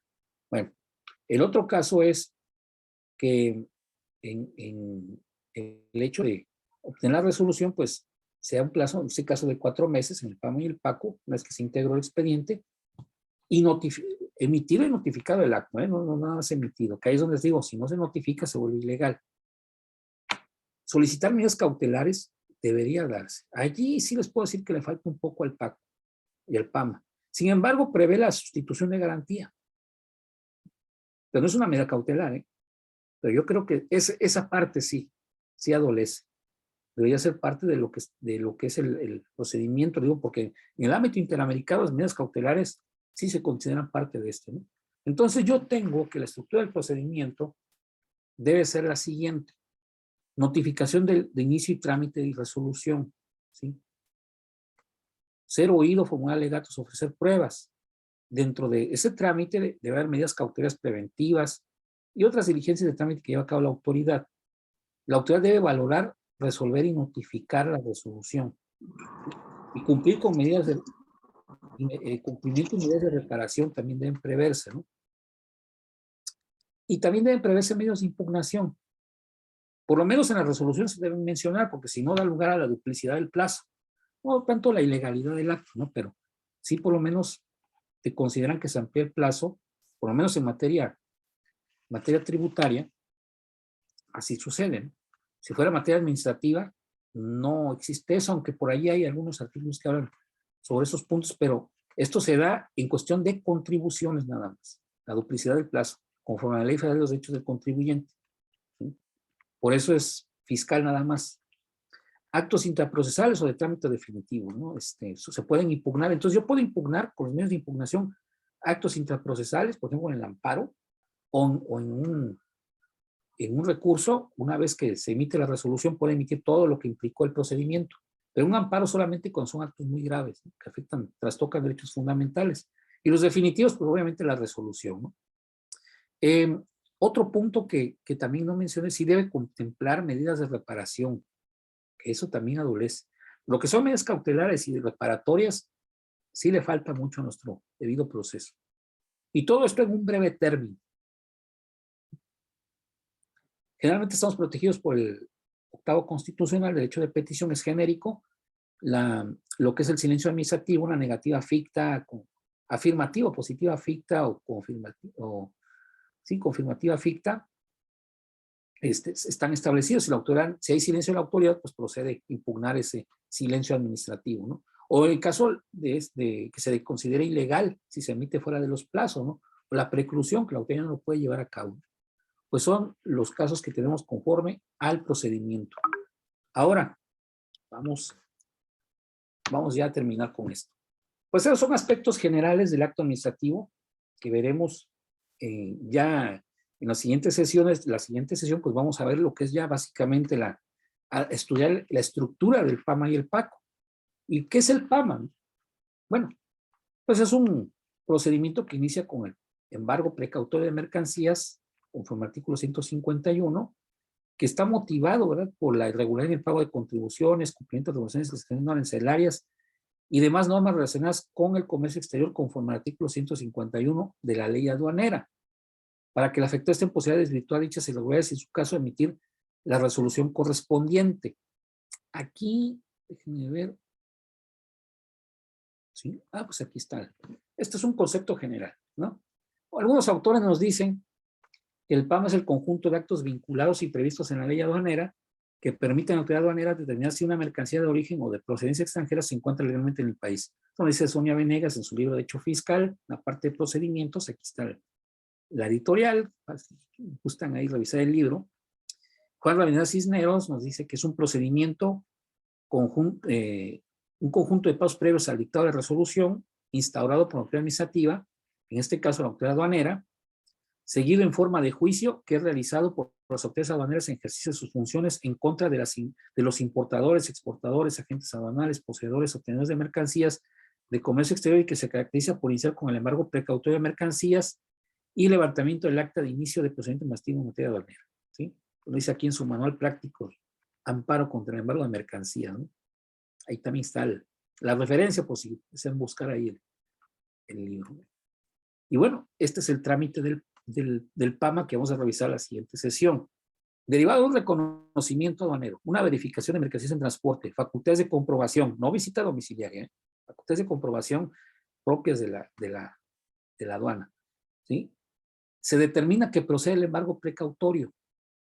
¿Sí? Cuando eso sucede, se traba el embargo precautorio, se levanta el acta de inicio, se conceden 10 días para ofrecer pruebas, formular alegatos por escrito, y si se aportan las pruebas, se desahogan, y una vez que se desahogan, se aportaron o no dentro del plazo, se tiene debidamente integrado el expediente. Si esas pruebas desvirtúan las irregularidades observadas, se debe dictar de inmediato una resolución donde se determine que no hay que imponer sanciones ni determinar contribuciones y se devuelven las mercancías, se liberan.